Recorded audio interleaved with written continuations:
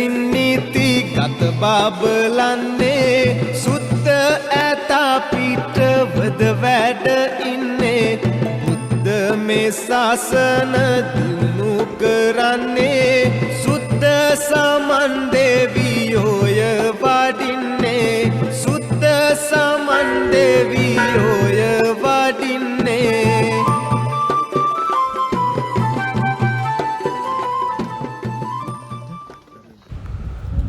Hi, ඉතින් කොහමද මගේ යාළුවෝ හැමෝටම ඔන්න ගොඩක් කාලයකට පස්සේ මම මේ වීඩියෝ එකක් ගේන්නේ travel වීඩියෝ එකක්.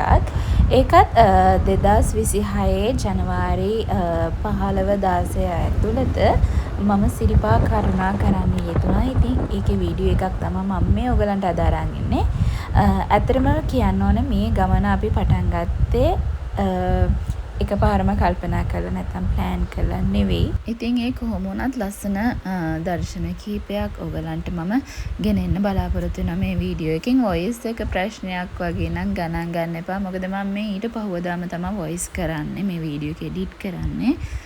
ඉතින් ලස්සන සුන්දර දර්ශන බලාගෙන අපි යන් ඉස්සරහට. නිලාරසිත නයනා හෘදේ සිඹිනා කෝල නීල වදනා සාන පිනනා මේ චණ්ඩ සූර්ය නගරේ දෝවිලේ සරණා සෙවනල්ල වෙන්න ප්‍රේමී දාහය නිවනා සිලිලාරසිත නයනා හෘදේ සිඹිනා කෝල නීල වදනා සාන පිනනා මේ චණ්ඩ සූර්ය නගරේ දෝවිලේ සරණා සෙවනල්ල වෙන්න ප්‍රේමී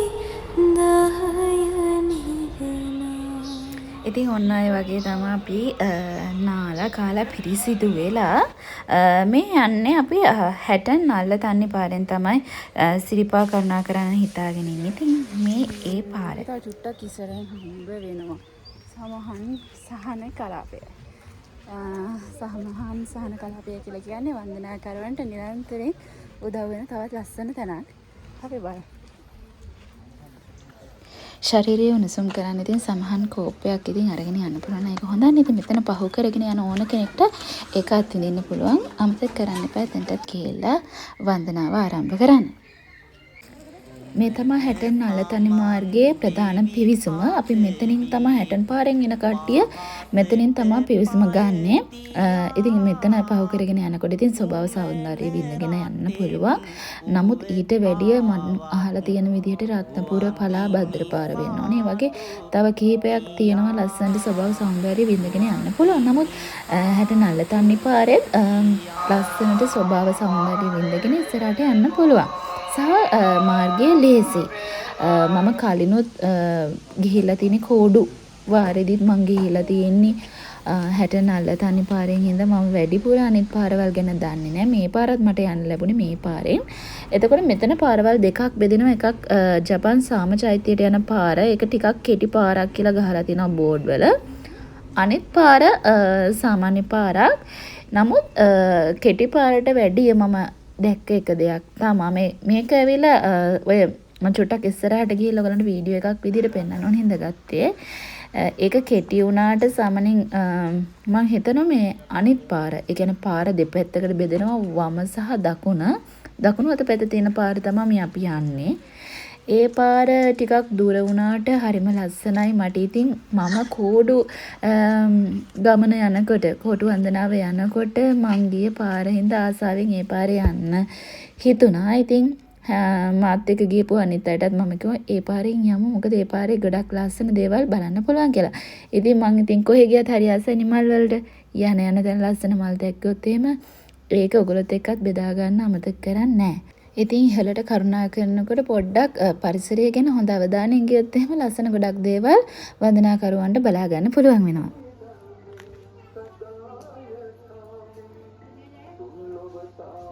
සුර රද සමන් සමගින් සුරා ගන එවර පැහැනද මදාරා පර සතු මල් පතර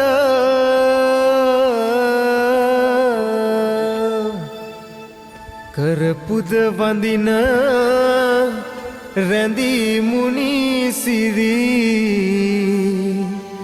පාතඹර සකි සඳ පෙනේ සම නොලගිර නැගෙන හිර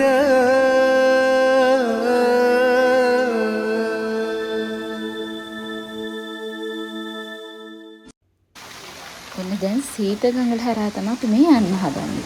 ඉතින් කෝඩුකාරයන්ට නිරන්තරයෙන්ම මෙතනින් අනිවාර්යයෙන්ම පන්රක් ගැට ගහලා ඒක පේවිලා යන චාරිත්‍ර ක්‍රම ගොඩක් තියෙනවා. ඉතින් මේ දේවල්ත් අත්විඳින ගමන් තමයි අපේ නඩේ ඔන්න යන්න ලෑස්ති වුනේ.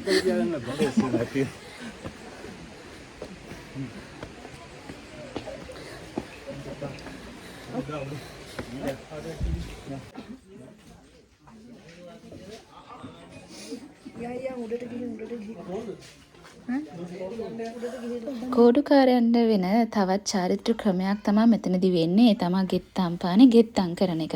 මේකට ඉතින් අතීත පුරාවෘත්ත කතා ගොඩාක් තියෙනවා. දැන් වෙනකොට ඒ චාරිත්‍ර වාරිත්‍ර වෙනස් වෙලා තියෙනවා. නමුත් මෙතන චාරිත්‍රයක් විදිහට අනිවාර්යයෙන්ම කෝඩුකාරයෝ ගෙත්තම් කරන්න ඕනි. මම දැකපු දෙයක් තියෙනවා. මෙතන ගෙත්තම් කරන එක චාරිත්‍රයක් වුණාට මෙතන පරිසර දූෂණය වැඩි වශයෙන් වෙන තැනක් විදිහට මම දැක්කා.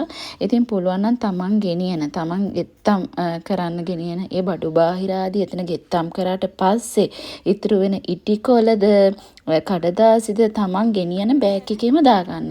මෙතන තියන්න එපා. මෙතන ගොඩ ගහන්න එපා. මොකද මෙතනින් පල්ලෙහාට තව කෙනෙක් ගෙනියන්න එපා. ඒක වෙන්න දෙන්නේ නැතුව තමන් ඒක තමන්ගේ වගකීමක් විදිහට අරගෙන තමන් ගේන කුණු කසල සියල්ලම ආපස්සට ගෙනියන්න පුළුවන් නම් ගොඩක් හොඳයි. ඒක තමා වටින්නේ. මහගිරි දඹාරියත් පහු කරගෙන යනකොට මුලදි වගේම තමයි අපනශාලා ගොඩක් තියෙනවා. ඉතින් තමන්ගේ කුසගින්න පිපාසයේ දේවල් වලට ඕන දෙයක් ගන්න පුළුවන් තැනක් තියෙනවා. ඒකත් අමතක කරන්න එපා. කෝඩුකාරයෝ යන්න ඉන්නවා නම් ඒගොල්ලන්ට දැනගන්න තමයි මම මේ දේවල් කිව්වේ. තව පඩි 99කින් අහස් ගව්වට යනවා කියලා ලඟ වුණාම දෙන්න සතුට ගොඩක් අත්සැසිල්ලක් ඉතින් යන කෙනෙක්ට. නමුත් ඉතින් හරීම ආසයි තමන් මහන්සියෙක් නේද අපි මෙතනට යන්නේ බුදුන් වඳින්නනේ. ඉතින් අපිට ඒ දේවල් ඉෂ්ට කරගන්න තව පොඩි වෙලාවයි තියෙන කියලා දැනෙනකොට සතුට ඒක කියලා නෙම කරන්න බෑ. මේ තියෙන මහගිරි තඹ මේ හරිය තමයි අර පහුගිය දවස්වල නාය ගිහින් තිබුණේ මේ පරණ පැරණ නැගපු තැනක් තියෙනවා කිව්වේ මෙන්න මෙතන. මෙතන තමයි වැඩි වශයෙන් නාය ගිහිල්ලා තිබුණේ. මේ වෙනකොට නම් හැබැයි එතන නැවත ප්‍රතිසංස්කරණය කළා වන්දනාකරුවන්ට යන්න පුළුවන් විදිහට හොඳ ලස්සනට නැවත ප්‍රතිසංස්කරණය කළා කියන. ලංකාවට අධිපති පර්වත මුදුනේ සිංහාසනේ වද මුනිඳුට පහළ වුණේ පිහිටි සිරිපාදේ පර්වත කොන මුදුනේ ගංගා සතර පර්වතයෙහි උපත වුණේ.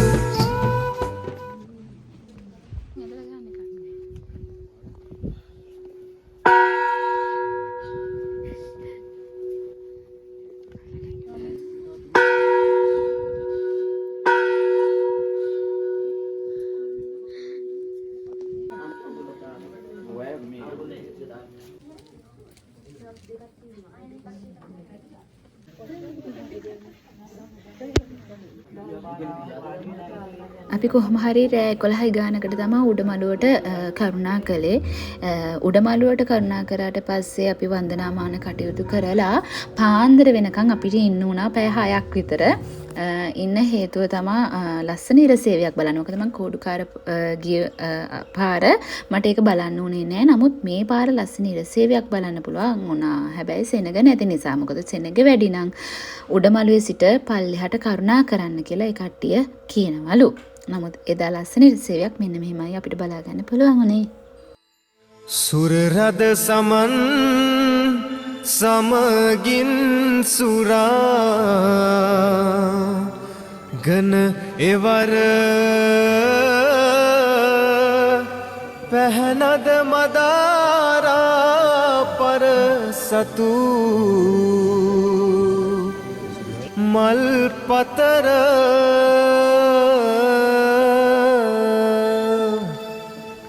කරපුද වඳින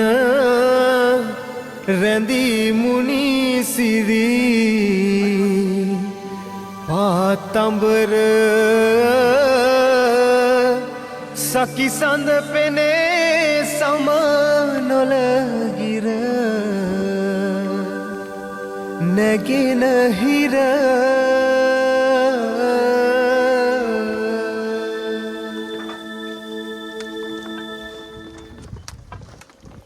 ඉරසේවේ බලාගෙනම තමා අපි ඊට පස්සේ පහලට කරුණා කළේ. ඉතින් අද දවසේ අත්දැකීම කියනවා නම් ඉතාමත් සතුටුයි. මම කෝඩුකාර පාර ගියාට වඩා දෙයක් වැඩිපුර ලැබුණා නම් ඒ ලැබුණේ ඉරසේවේ බලන එක. කෝඩුකාරවදීදී මම ගියපු ඒ සීවටන එක්ක අලුතෙන් ගිය මගේ කෝඩුකාර පිරිසටත් මගේ අත්දැකීම් බෙදා ගන්න ගමන් ගියේ ගමන නම් හරිම සුන්දරයි. මොකද මට ඒගොල්ලන්ට පොඩි හරි දේවල් ටිකක් කියන්න පුළුවන් වුණා නම් ඒ පළවෙනි පාර කෝඩුකාර පාර ගියපු අත්දැකීම් තමයි මම ඒගොල්ලන්ටත් ලබා දුන්නේ. ඉතින් මෙන්න මේ වගේ තමා අවසානයේ ඉතින් අපි කට්ටිය පල්ලෙහාට කරුණා කරේ.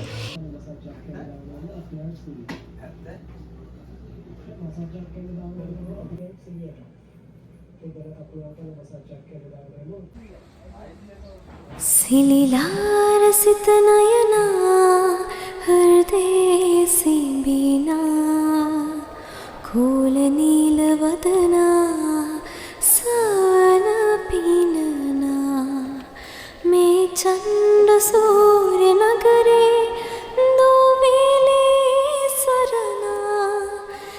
ඉතින් ඔන්න මේ විදිහට තමා අපේ වන්දනා ගමන ඉවර වුණේ. ඉතාමත් පිරිසිදු සිතින් ශ්‍රද්ධාවෙන් වඳපු තවත් ලස්සන ගමනක් තමා ශ්‍රීපාද වන්දනාව. ඉතින් තවත් දවසකින් ලස්සන තැනක ඉඳගෙන ඔයගලන්ට වීඩියෝ එකක් අරගෙන එනකම් අදට මම ඔයගලන්ගෙන් සමගින යන්නම්. ඉතින් අමතක නොකර මගේ channel එක subscribe කරන්න. ඉතින් ගිහින් එන්නම්. ඔයගොල්ලෝ හැමෝටම සුබ දවසක්. ආදරෙයි.